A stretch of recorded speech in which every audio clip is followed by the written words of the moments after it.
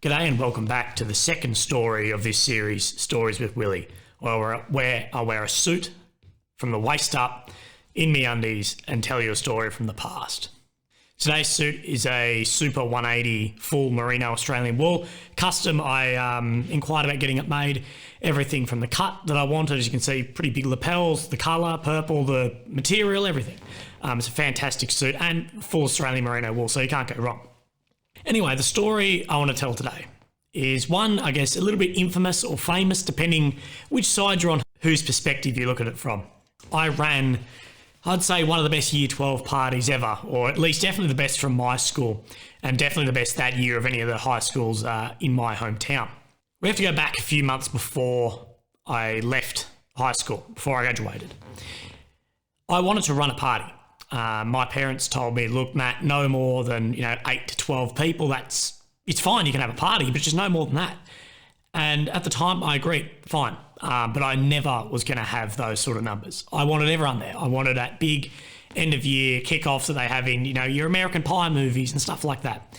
As 2 days following that, I was leaving to join the army. And I think this is one of the reasons in Year 12 it got a bit loose for me was I got accepted into the army very early on. In Year 12, and then all my grades and everything just slipped from there because I knew I had a job. And look, you can't really say it's a bad thing. It's turned out pretty well for me. Leading up, I knew I was going to have a couple of problems. I lived about 30 k's from the school at a farm, and a lot of people couldn't get access to alcohol or a car or whatever. So my plan was in the common room, in the Year 12 common room, was to collect $10 off every student. Now, my school had about 150-ish kids in Year 12, I believe. So I got about $1,500 and everyone was like, yeah, what do you mean? We're going to get free transport to your house, free alcohol all night and stay there for free for $10.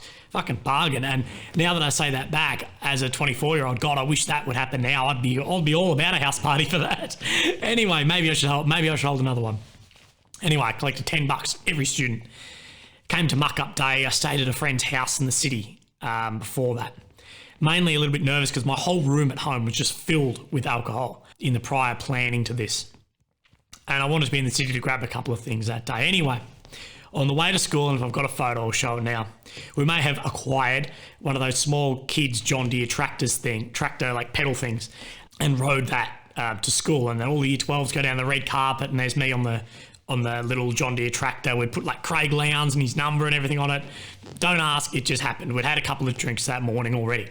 All the Year 12s then went to the beach because we got kicked out like super early from school. It was like 9 o'clock. There was an incident with beanbag balls and like liquid nails, glue. That's all I'll say on that, but there was an incident and they were like, if you guys don't leave, we're calling the cops. Like, no worries at all. It's a bunch of pissed up 18-year-olds who are graduating high school. What do you expect? So we all went to the beach. We all walked down, had a little bit like a 2-hour delay there because the buses that I'd organised were arriving a little bit later than I thought. This is the level of organisation here. I'd organised 2 full school coaches to pick us up at the school bus stop. The coach company thinking that I was like a teacher or an employee of the school, not at all.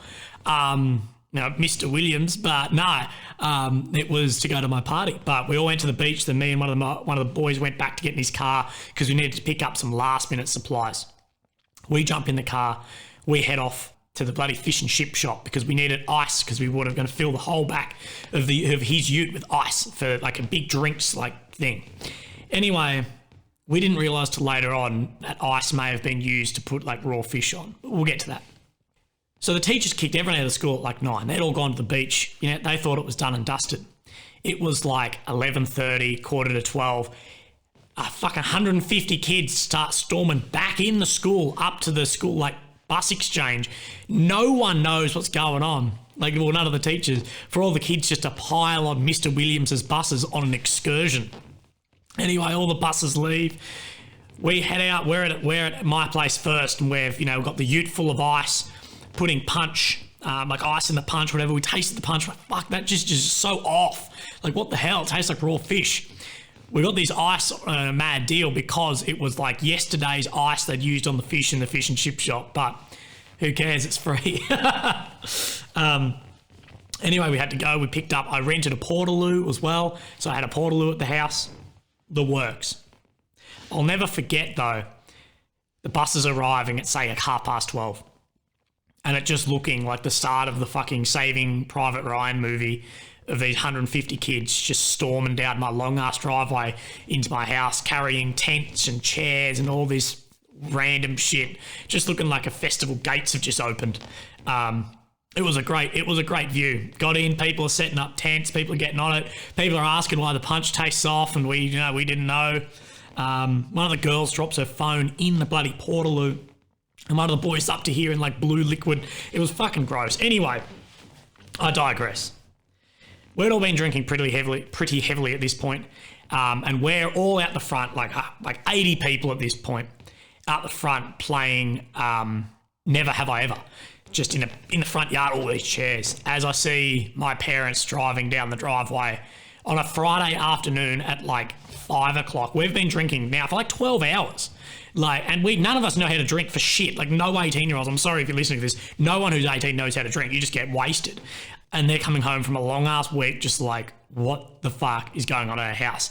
And yeah, there might have been 80 people outside, playing the game, but then there's another just 70 unaccounted for. They're in the house, they're here, they're everywhere. Dance floor, everything. I cleared out the whole shed, mad dance floor. To be fair, my parents took it amazingly. Their biggest concern, I think they knew they weren't going to shut it down, but their biggest concern was food. Like, what have you got to feed these people? You've spent all this money somehow on alcohol and this. They didn't know about the money thing. But what are you feeding these people? So I think they did an emergency trip. This is scraping my memory, but I think they did then an emergency trip to go get some like sausage rolls and party pies and all that awesome party food that you miss when you're a bit older. Anyway, the party goes on. At one point, 5 cop cars rock up. I'm out the front just like, nah, we're good. I don't know how they left. I was an idiot. But I had acquired again from school, and it was returned, so it was borrowed, one of the projectors off a smartboard, and I wanted to have an end-of-year movie. Now, anyone who's graduated high school, probably, or soon at least, knows that you have like a Year 12 video that the teachers put together at the end of the year. And normally it's shown at like the Year 12 graduation assembly or whatever, and it's got like some cringy, like Forever Young or some BS like that behind it, as it's just like all the academic kids and like nothing of kids like me.